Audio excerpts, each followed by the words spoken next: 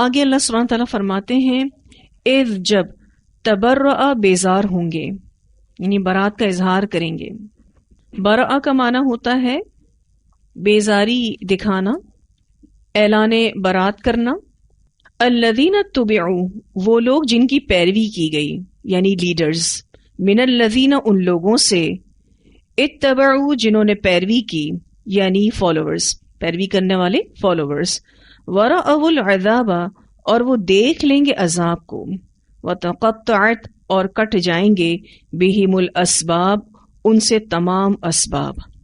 یہاں جو لفظ استعمال ہوا ہے وتقطعت، تو یہ آپ کے لیے نیا نہیں ہے. قطع کا لفظ آپ اردو میں بھی پڑھتے ہیں، کٹ جانا. بہم الاسباب ان سے تمام اسباب. الاسباب کا جو لفظ ہے اس کی واحد سبب ہے، اور یہ لفظ بھی آپ اردو میں استعمال کرتے ہیں. سبب ویسے رسی کو کہتے ہیں جو جوڑ کر رکھتی ہے.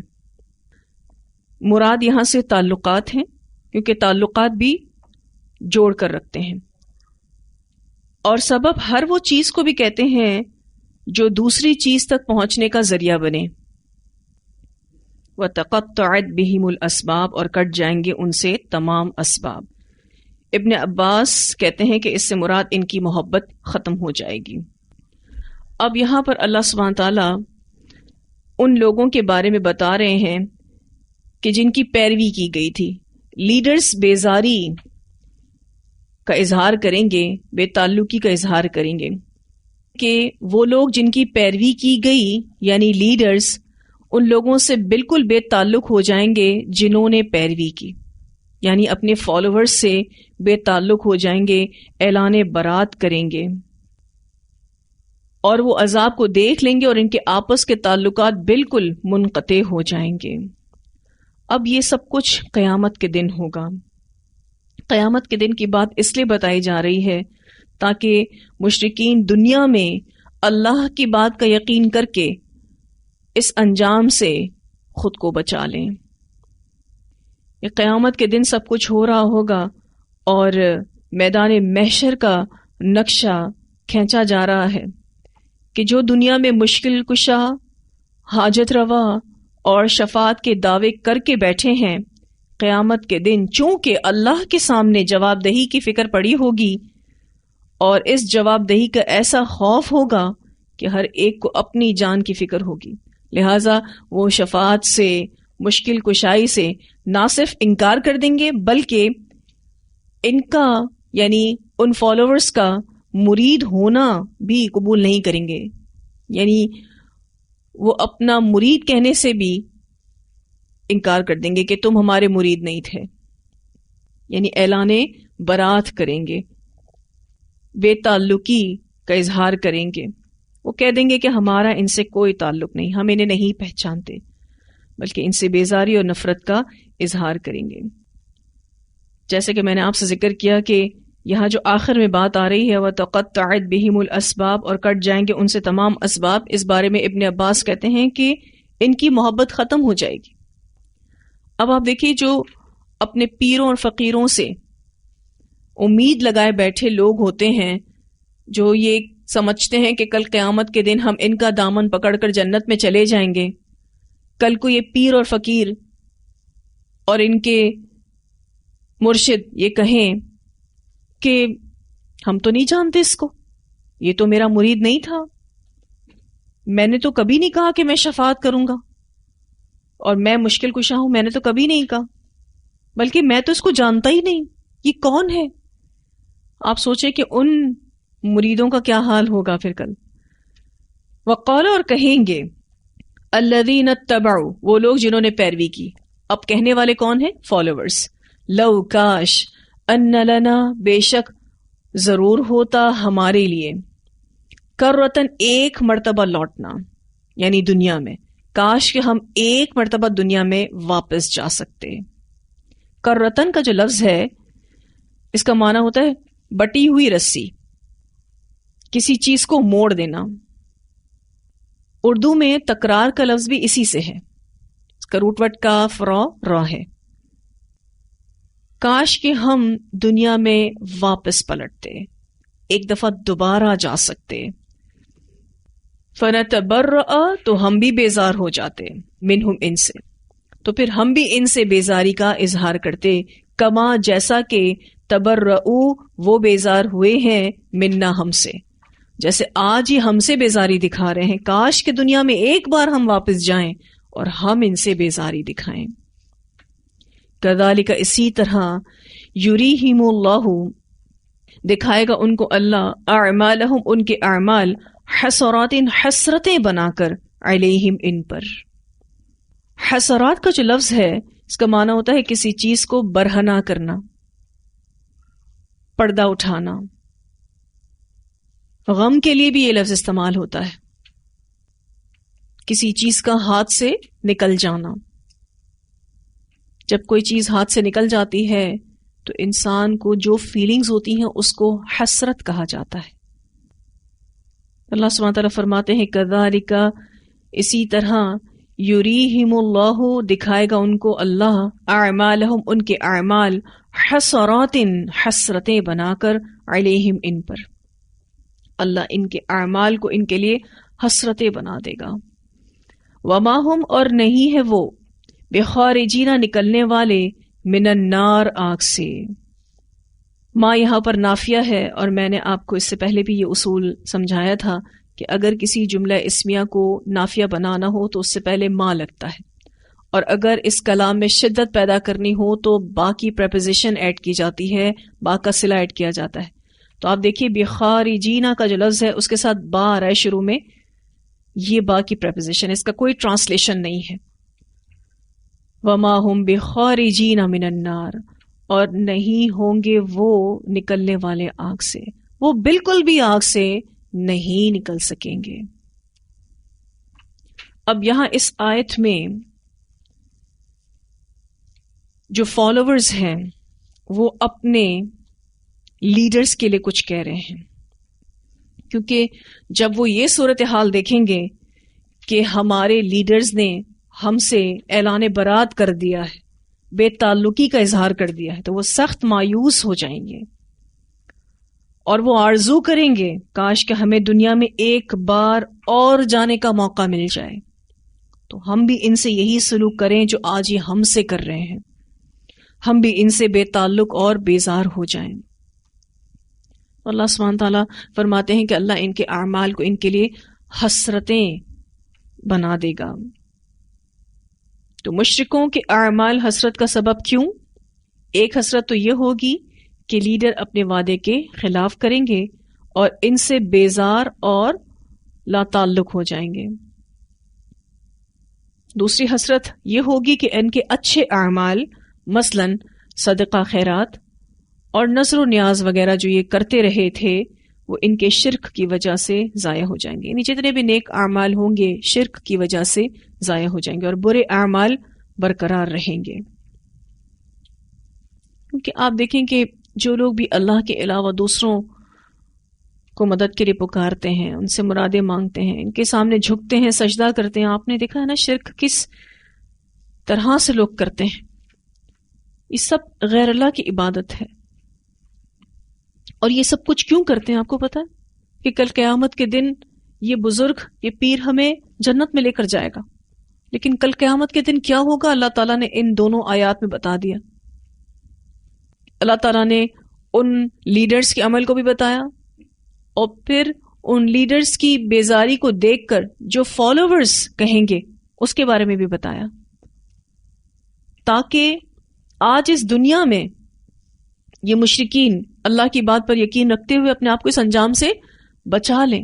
ہوگا سب کچھ کل قیامت کے دن، لیکن یہ اللہ کا خاص کرم ہے کہ اس نے کل ہونے والی بات کو اس قرآن میں ڈال دیا تاکہ لوگ اپنی اصلاح کر لیں اور اپنے اعمال کو حسرت بنانے سے بچا لیں، اپنے آپ کو آگ میں ڈالے جانے سے بچا لیں۔ تو شرک کہاں تک لے کر گیا آپ سوچیں ذرا۔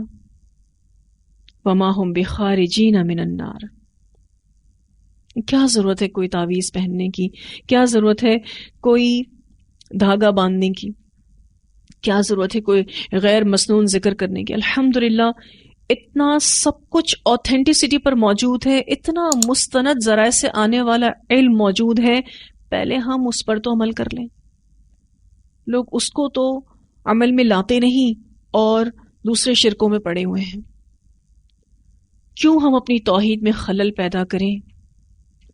کیوں ہم اپنے اعمال میں شرک کی آمیزش کریں؟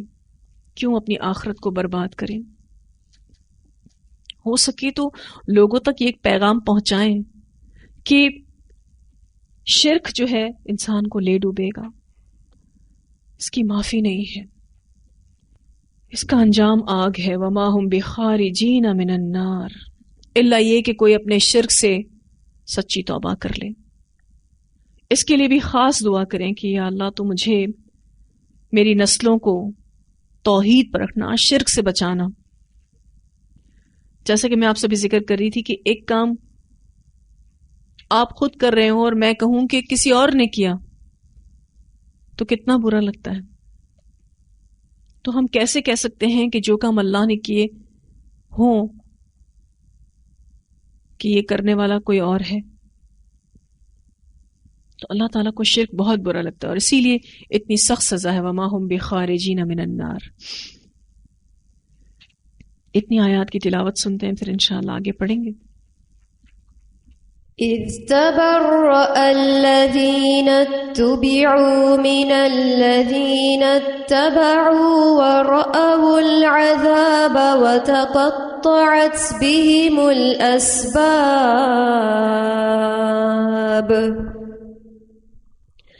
وقال الذين اتبعوا لو أن لنا كرة فنتبرأ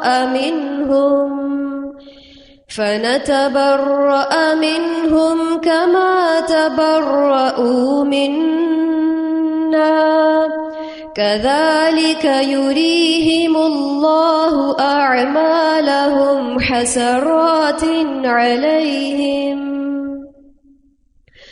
كذلك يريهم الله أعمالهم حسرات عليهم وما هم بخارجين من النار۔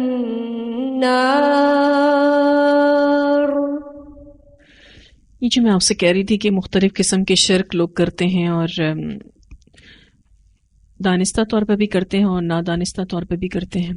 میری ملاقات ایک خاتون سے ہوئی تھی تو انہوں نے اپنے ہاتھ میں ایک دھاگا باندھ کے رکھا تھا اور الحمدللہ قرآن پاک کی اسٹوڈنٹ بن گئی تھی۔ اتفاق کے آئیں آفس میں ملنے کے لیے کسی کام کے سلسلے میں، تو میں نے ان سے کہا یہ دھاگا کس سلسلے میں آپ نے پہن کے رکھا ہے؟ ہاتھ پہ انہوں نے ایک دھاگا باندھا ہوا تھا، تو انہوں نے مجھے کہا کہ میرے ہاتھ میں درد تھا اس لیے میں نے یہ دھاگا باندھا ہے۔ خیر اس کا پورا انہوں نے مجھے پروسیجر بھی بتایا کہ کس طریقے سے یہ دھاگا ان کو دیا گیا ہے، اور اس دھاگے پر ان کا یہ ایمان تھا کہ اگر میں اس کو چند دن پہن کے رکھوں گی تو میرے ہاتھ میں جو درد ہے وہ ٹھیک ہو جائے گا۔ میں نے کہا یہ طریقہ کار کون سی اوتھینٹک ذرائع سے آپ کو پتہ چلا ہے؟ تو ان کے پاس کوئی دلیل نہیں تھی اس بات کی۔ پھر میں نے ان کو جب ساری بات واضح کی تو الحمدللہ انہوں نے اس دھاگے کو کاٹ دیا، اور میں نے کہا کہ دیکھیں ہمیں اپنے اللہ پر بھروسہ کرنے کی ضرورت ہے، آپ اس اللہ کو چھوڑ کر اس معمولی سے دھاگے پر کیوں بھروسہ کیے ہوئے ہیں؟ اللہ تعالیٰ نے آپ کو اتنی ساری دعائیں سکھائی ہیں شفا سے ریلیٹڈ، آپ وہ پڑھیں، دم کریں، اس پر ایمان رکھیں کہ اس سے شفا ملے گی۔ اس دھاگے نے کیا کرنا ہے آپ کو، اور کتنا مسکنسیپشن جو ہے وہ پھیلے گا دوسرے لوگوں میں۔ تو انہوں نے اس بات کو تسلیم کیا اور الحمدللہ اس کو انہوں نے کاٹ دیا۔ ایسے کتنے تعویذ ہیں جس کے بارے میں ہم نے لوگوں کو سمجھایا ہے کہ آپ نے اس کو کیوں پہنا ہے، اور پھر اس کے بعد الحمدللہ جب قرآن پڑھتا ہے نا انسان تو اس کے ان عقائد میں بہتری آتی ہے، الحمدللہ اس کا بھروسہ اللہ پر آتا ہے۔ آپ دیکھیے تعویذ پر لوگوں کا بھروسہ آ جاتا ہے، اصل چیز جو کرنے کی اس کو چھوڑ دیتے ہیں، جو دعائیں پڑھنے کی ہیں، جو اذکار کرنے کے ہیں وہ چھوڑ دیتے ہیں۔ ابھی ایک اسٹوڈنٹ نے مجھ سے پوچھا تھا کہ باجی یہ قرآن پاک کی آیت جو ہے وہ شوگر کے علاج کے لیے اتنی دفعہ پڑھنی چاہیے۔ میں نے کہا کہاں لکھا ہے؟ کوئی پرٹیکولر بیماری کے لیے کوئی قرآن کی آیت کو اتنے مرتبہ پڑھنا اور خود سے وظیفے بنانا کتنی بڑی جرت ہے؟ اللہ پر، رسول اللہ صلی اللہ علیہ وسلم پر جھوٹ باندھنا ہے، اور کیا جو اللہ تعالیٰ نے اتارا ہے وہ ناکافی ہے؟ یا ان سب باتوں پہ عمل کر کر کے انسان پورا ہو چکا تو اب اس کو کوئی نئی چیز چاہیے عمل کرنے کے لیے. وہی تو وجہ ہے. کیا سوچ کر انسان کرتا ہے پھر. اور شیطان کا تو سب سے بہترین حربہ یہی ہے کہ ایک شخص کو توحید سے ہٹا کر شرک میں مبتلا کرے تاکہ اس کی آخرت مکمل طور پر برباد ہو جائے, وہ کسی صورت نہ بچ سکے جہنم سے. اسی لیے اپنے آپ کو شرک سے بچانا ہے. اور جیسے کہ میں آپ سے ذکر کر رہی تھی کہ دعا بھی کرنی کہ یا اللہ اگر ہم دانستہ طور پر کبھی کوئی شرک کر جائیں تو اس کو بھی معاف کر, اور کبھی نادانستہ طور پر شرک کر جائیں تو اس کو بھی معاف کر. اللہ تعالیٰ کے توحید کے کلمے کو دن میں 100 بار تو ضرور دہرایا کریں. لا الہ الا اللہ, لا الہ الا اللہ, نہیں کوئی الہ سوائے اللہ کے, تعریف کے, عبادت کے لائق صرف اور صرف وہ ہستی ہے. تو انشاءاللہ اگر نادانستہ طور پر بھی کوئی شرک ہو رہا ہوگا تو اللہ اس کو معاف کرے گا آپ کے اس کلمہ توحید سے انشاءاللہ. اور آپ کو پتہ ہے جب آپ اس کو بارہا دہراتے رہیں گے تو انشاءاللہ موت بھی اسی کلمے کے ساتھ نصیب ہوگی, اسی عقیدے پر نصیب ہوگی, کیونکہ انسان کو موت وہی والی ملے گی جس پر اس نے اپنی پوری زندگی کو گزارا.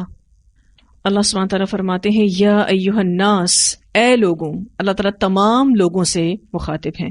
کلو, کھاؤ, مما, اس میں سے جو, فی الارض, زمین میں ہے, حلالن, حلال بنا کر, طیبن, پاکیزہ. حلالن کا لفظ حا لام لام سے ہے. حل کا معنی ہوتا ہے کھولنا, الجھی ہوئی چیز کو کھول دینا. گرہ کشائی کو بھی کہتے ہیں, گرہ کو کھول دینا. مراد وہ چیز ہے جس پر شریعت نے کوئی رکاوٹ نہیں لگائی, یعنی جائز چیز, حلال چیز. اور طیبن کا جو لفظ ہے تو یا با سے ہے, وہ چیز جس سے انسان کے حواس اور نفس لذت پائیں, وہ چیز جس سے انسان کے حواس یعنی سینسز اور نفس لذت پائے. توبہ کہتے ہیں کسی چیز کو دیکھ کر خوش ہونا, ٹھیک ہے, اسی سے ہی لفظ توبہ بھی ہے. توبہ کا مطلب ہوتا ہے کسی چیز کو دیکھ کر خوش ہونا. تو اللہ سبحانہ تعالیٰ فرماتے ہیں اے لوگوں, زمین پر جو چیزیں پائی جاتی ہیں ان میں سے صرف وہی چیزیں کھایا کرو جو حلال اور پاکیزہ ہیں, یعنی تم حرام اور خبیث چیزیں نہ کھایا کرو. ٹھیک ہے, تو حلال چیزیں ہم کھا سکتے ہیں. حلال سے مراد وہ سب چیزیں ہیں جو شریعت نے حرام قرار نہیں دی. ہر وہ چیز اس میں شامل ہے جو شریعت نے حرام قرار نہیں دی. اور ایک اور اہم بات جو اس میں آپ کو جاننا ضروری ہے کہ وہ چیز جائز طریقے سے کمائی ہوئی ہو. مثلا اگر کوئی اپنے گھر میں سیب لا رہا ہے لیکن حرام کمائی سے لا رہا ہے, اب سیب بذات خود حرام چیز نہیں ہے, لیکن اب جس کمائی سے اس کو لایا گیا ہے اس وجہ سے وہ حرام ہو گیا. تو دو اہم ترین باتیں حلال کے لیے یاد رکھیے گا. پہلی بات کہ شریعت نے اس کو حرام قرار نہیں دیا ہو, اور دوسرا جائز طریقے سے کمائی گئی ہو. اور پھر پاکیزہ کی بات آئی تو مراد تمام صاف ستھری چیزیں ہیں جو گندی نہ ہوں, سڑی ہوئی نہ ہوں. کسب حلال یعنی حلال کمانا اور اس کی اہمیت پر بہت ساری احادیث آتی ہیں. ایک روایت آتی ہے, سیدنا ابو ہریرہ رضی اللہ عنہ فرماتے ہیں کہ نبی اکرم صلی اللہ علیہ وسلم نے فرمایا, اے لوگوں, اللہ پاک ہے اور وہ صرف پاک مال قبول کرتا ہے. اللہ تعالیٰ نے مومنوں کو بھی اسی بات کا حکم دیا جس کا اس نے رسولوں کو حکم دیا. چنانچہ فرمایا, یا ایھا الرسل, اے پیغمبر, پاکیزہ چیزیں کھاؤ اور نیک عمل کرو. اور فرمایا, اے ایمان والوں, پاکیزہ چیزیں کھاؤ جو ہم نے تمہیں دی ہیں. پھر آپ صلی اللہ علیہ وسلم نے ایسے شخص کا ذکر کیا جو لمبا سفر طے کر آیا ہو, اس کے بال پریشان اور خاک آلود ہوں، اور وہ اپنے ہاتھ آسمان کی طرف پھیلاتا ہے اور کہتا ہے کہ اے میرے پروردگار، یعنی وہ دعا مانگ رہا ہے، جبکہ اس کا کھانا حرام، پینا حرام، لباس حرام، اور جس غذا سے اس کا جسم بنا ہے وہ بھی حرام، تو دعا کیسے قبول ہوگی؟ اسے ترمذی نے روایت کیا ہے۔ اس حدیث کا جو ابتدائی حصہ ہے جس میں اللہ سبحانہ تعالیٰ نے واضح کیا کہ اللہ نے اپنے پیغمبروں کو بھی حلال اور طیب کھانے کا حکم دیا ہے، اسی طرح سے اللہ تعالیٰ نے اپنے بندوں کو بھی یہی حکم دیا ہے۔ پھر آپ صلی اللہ علیہ وسلم ایک شخص کا ذکر کرتے ہیں جس کی حالت یہ بتا رہی ہے کہ وہ بہت محنت کر آیا ہے، پھر جب وہ اللہ سے دعا کے لیے ہاتھ اٹھاتا ہے تو اللہ سبحانہ تعالیٰ اس کی دعا قبول نہیں کرتے، اور اس کی وجہ یہ بتائی گئی کہ اس کا کھانا، پینا، لباس اور اس کا جسم سب حرام ہے۔ تو اللہ سبحانہ تعالیٰ حرام کھانے والوں کی دعا کو قبول نہیں کرتا۔ اس حدیث سے واضح طور پر پتہ چلتا ہے کہ محنت تو حرام کمانے والا بھی کرتا ہے اور محنت حلال کمانے والا بھی کرتا ہے، تو راستہ جو ہے وہ انسان چنتا ہے کہ مجھے کس راستے سے کمانا ہے۔ جو نصیب میں رزق لکھا ہے وہ تو مل کر رہے گا، اس رزق کو حلال راستے سے کمانا ہے یہ بھی انسان پر ڈیپینڈ کرتا ہے، یا حرام راستے سے کمانا ہے یہ بھی انسان پر ڈیپینڈ کرتا ہے۔ ایک اور روایت آتی ہے، سیدنا جابر رضی اللہ تعالیٰ عنہ فرماتے ہیں کہ رسول اللہ صلی اللہ علیہ وسلم نے فرمایا کہ وہ گوشت جو مال حرام سے پروان چڑھا وہ جنت میں داخل نہیں ہوگا، اور جو گوشت حرام سے پروان چڑھا اس کے لیے جہنم ہی لائق تر ہے۔ اسے مسند احمد نے روایت کیا ہے۔ یعنی حرام سے پروان چڑھنے والا جسم جنت میں جا ہی نہیں سکتا، وہ جہنم کے ہی لائق تر ہے۔ اسی طرح سے ایک اور روایت آتی ہے، سیدنا عبداللہ بن مسعود رضی اللہ تعالیٰ عنہ کہتے ہیں کہ رسول اللہ صلی اللہ علیہ وسلم نے فرمایا، جو شخص حرام کمائے اور پھر اس سے صدقہ کرے تو وہ صدقہ قبول نہیں ہوتا، اور اگر اس سے خرچ کرے تو اس میں برکت نہیں ہوتی۔ اسے مسند احمد نے روایت کیا ہے۔ حرام کمائی سے کیا جانے والا صدقہ اللہ قبول نہیں کرتے، حرام کمائی سے جو بھی خرچ بھی انسان کرتا ہے تو اس میں برکت نہیں ہوتی۔ برکت نہیں ہوتی اس بات کو آپ اس اعتبار سے سمجھ سکتے ہیں کہ اگر اس حرام کمائی سے جو گھر میں کھانا پینا آتا ہے نا، اس سے صحت نہیں ملتی، کئی بیماریاں آنے لگتی ہیں، کئی پریشانیاں آنے لگتی ہیں، یعنی اس مال سے برکت اٹھا لی جاتی ہے۔ ایک اور روایت آتی ہے، سیدنا ابو ہریرہ رضی اللہ عنہ فرماتے ہیں کہ آپ صلی اللہ علیہ وسلم نے فرمایا، اللہ تعالیٰ صرف پاکیزہ کمائی سے ہی صدقہ قبول کرتا ہے۔ اسے مسلم نے روایت کیا ہے۔ اللہ سبحانہ تعالیٰ صرف اور صرف حلال کمائی سے ہی صدقے کو قبول کرتے ہیں، کیونکہ اللہ پاک ہے اور پاک چیزوں کو ہی قبول کرتا ہے۔ پھر یہ کہ جو چیزیں حرام ہیں اور مشکوک ہیں اس کو چھوڑ دینے کا حکم بھی ہم سب کو ملتا ہے۔ سیدنا نعمان رضی اللہ تعالیٰ عنہ بن بشیر کہتے ہیں کہ میں نے رسول اللہ صلی اللہ علیہ وسلم کو یوں کہتے سنا ہے کہ حلال بھی واضح ہے اور حرام بھی واضح ہے، اور ان دونوں کے درمیان کچھ مشتبہ چیزیں ہیں، یعنی کچھ ایسی چیزیں ہیں جو آپ کو شک میں مبتلا کرتی ہیں، جنہیں اکثر لوگ نہیں جانتے۔ اب جو شخص ان مشتبہ چیزوں سے بچا رہا، اس نے اپنے دین اور عزت کو بچا لیا۔ یعنی جو چیز آپ کو کنفیوز کرتی ہے، جو چیز آپ کو شک میں مبتلا کرتی ہے، آپ اس کو بھی چھوڑ دیتے ہیں تو آپ اپنا دین بچا لیتے ہیں اور اپنی عزت بچا لیتے ہیں۔ اور جو مشتبہ چیزوں میں پڑ گیا، اس کی مثال اس چرواہے کی سی ہے جو کسی کی رکھ کے گرد، رکھ کہتے ہیں وہ جنگل جس میں عوام کے لیے گھاس اور لکڑی کاٹنے کی ممانعت ہو، یعنی جنگل میں ایک باؤنڈری لگا دی جاتی ہے اور اس ایریا کو ریسٹرکٹ کر دیا جاتا ہے کہ یہاں پر آپ نہ گھاس کاٹ سکتے ہیں اور نہ لکڑی کاٹ سکتے ہیں، ٹھیک ہے۔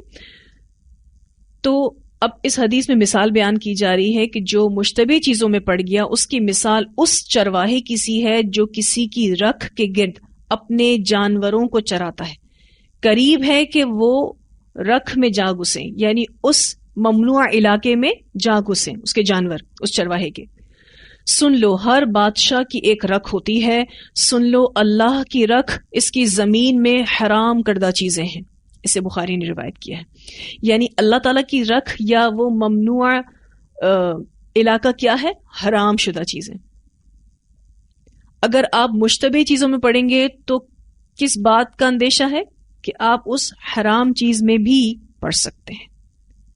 تو حدیث کا جو آخر حصہ ہے وہ بہت ہی اہم ہے کہ سن لو ہر بادشاہ کی ایک رکھ ہوتی ہے، سن لو اللہ کی رکھ اس کی زمین میں حرام کردہ چیزیں ہیں،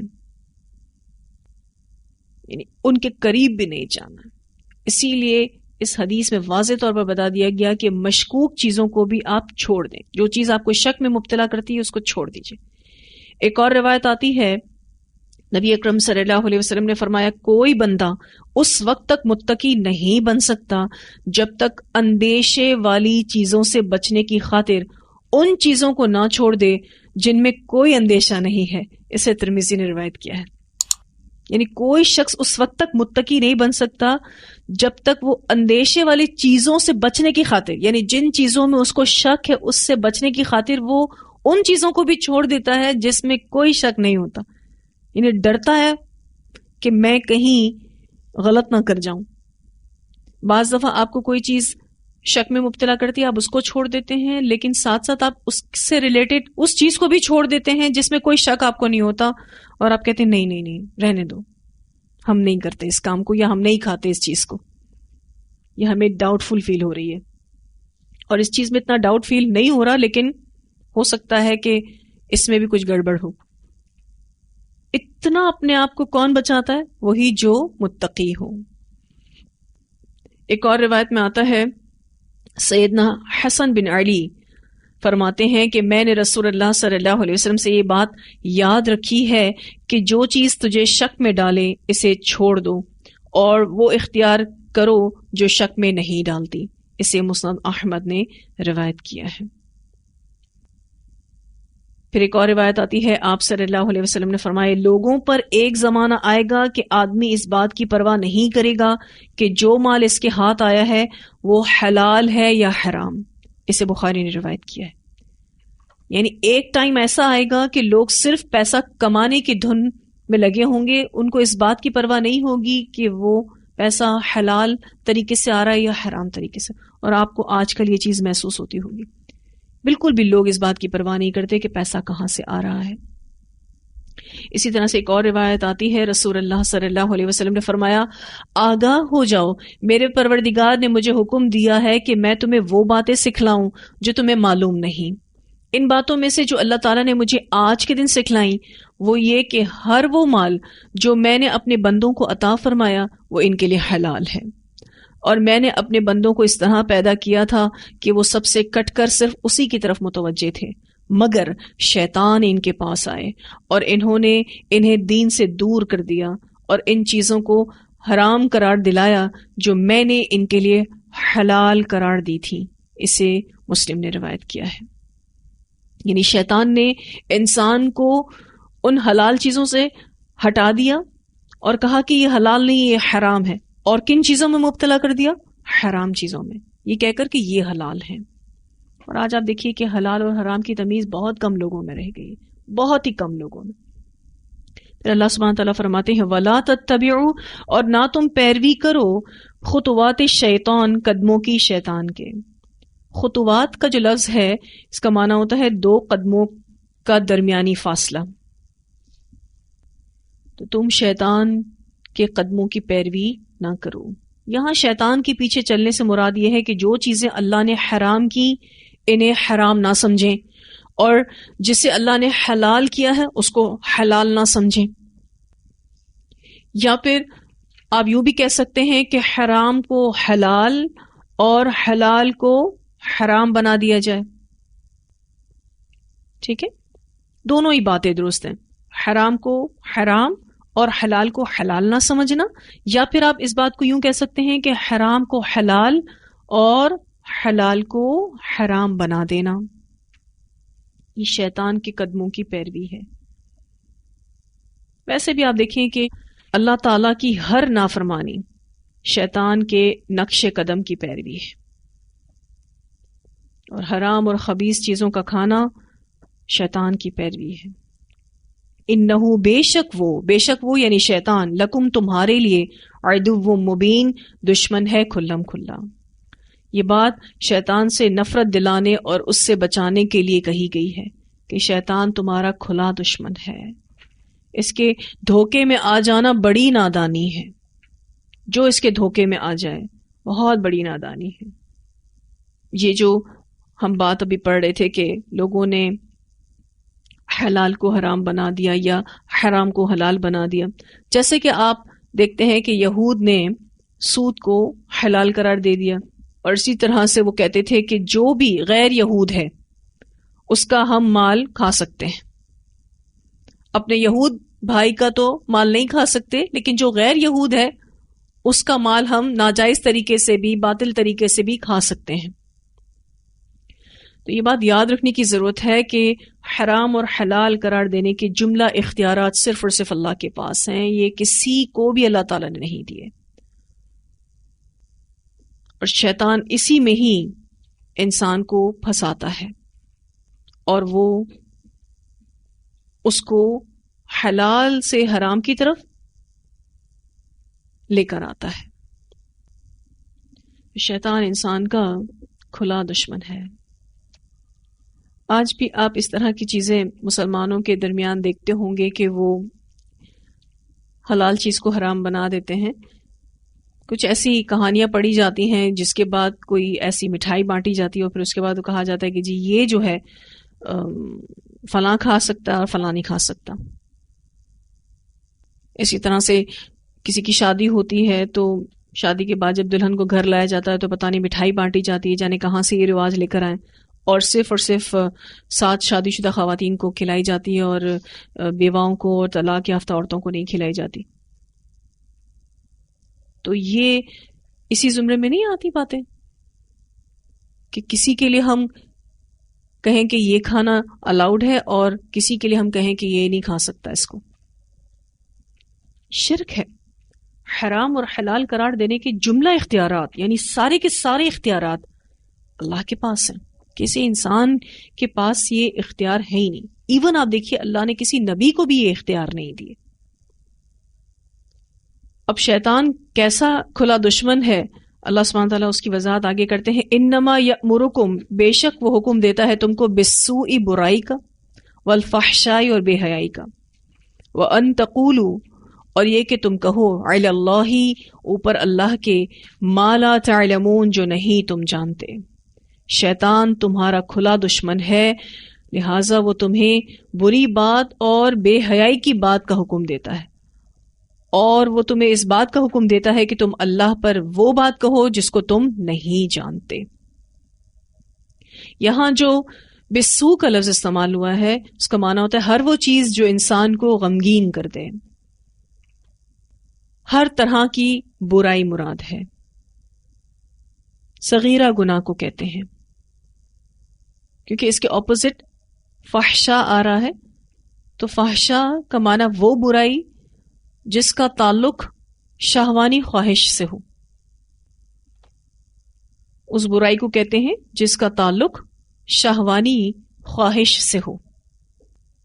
ایسا قول یا فعل جو قباحت میں، قباحت کہتے ہیں ناپسندیدگی میں حد سے بڑا ہوا ہو.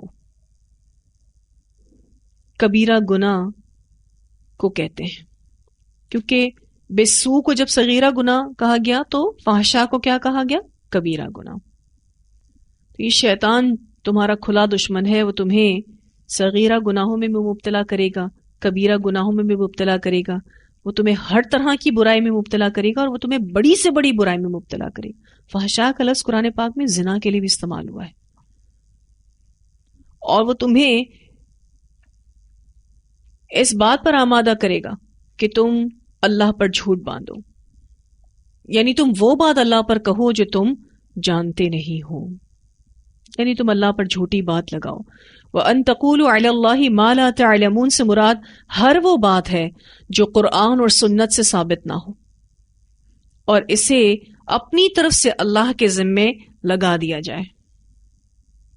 یعنی خود ساختہ رسموں اور پابندیوں کے متعلق یہ سمجھنا یا یہ تاثر دینا کہ یہ اللہ کے احکام ہیں، جبکہ ان کے اللہ کی طرف سے ہونے کی کوئی دلیل موجود نہ ہو، تو یہ اللہ پر جھوٹ باندھنا ہے، بہت بڑا گناہ ہے، بہت ہی بڑا گناہ۔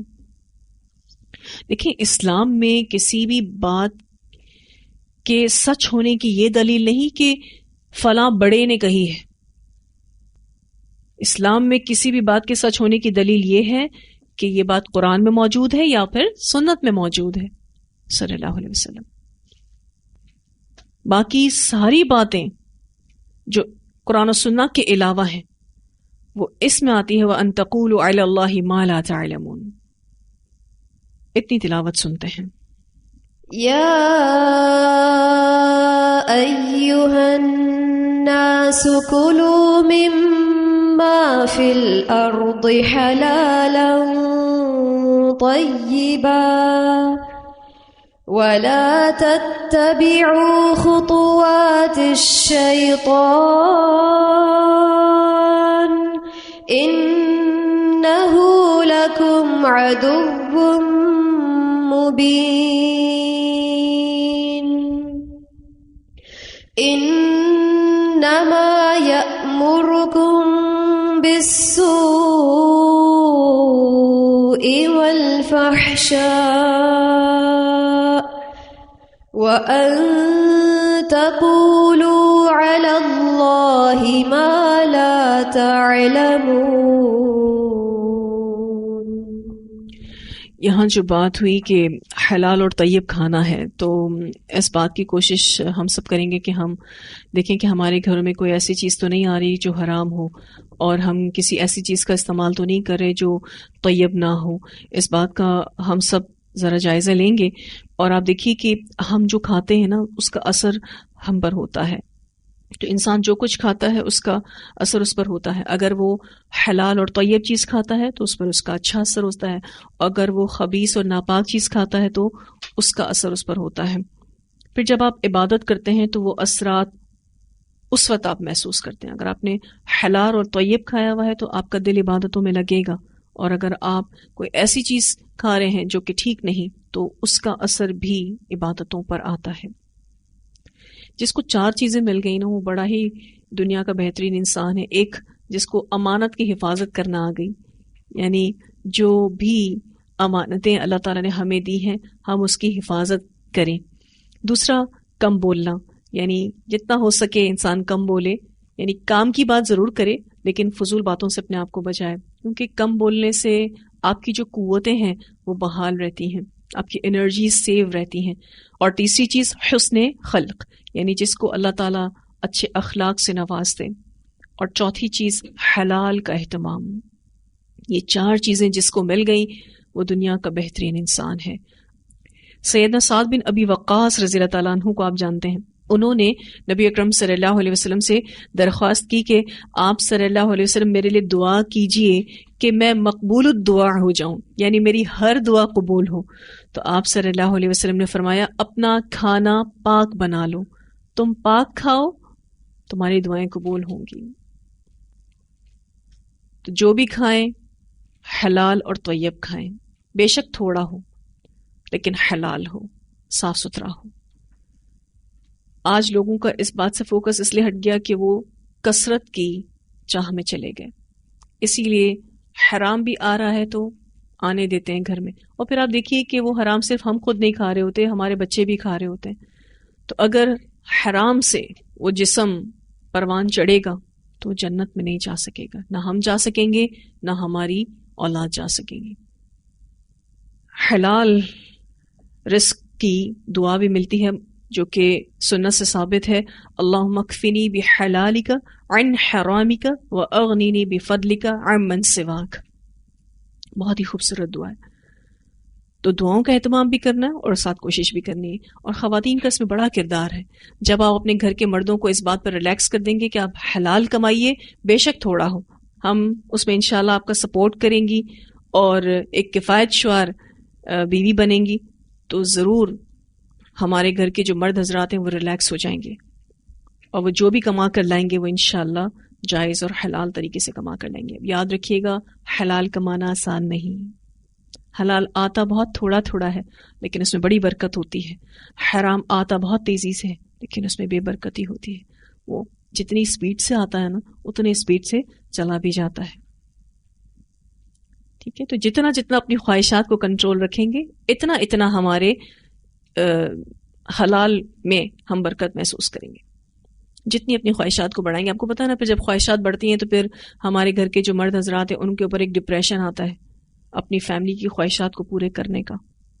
پھر وہ بہت سے دوسرے طریقے ڈھونڈتے ہیں کہ پیسہ لے کر آئیں، بس پھر اس بات کا وہ خیال نہیں کرتے کہ وہ کہاں سے آ رہا ہے. ٹھیک ہے جی، آج تفسیر بس اتنی رکھتے ہیں. اس لیسن کو انشاءاللہ اگلی کلاس میں مکمل کریں گے. وآخر دعوانا ان الحمد للہ رب العالمین. سبحانک اللہم وبحمدک، نشہد ان لا الہ الا انت، نستغفرک ونتوب الیک.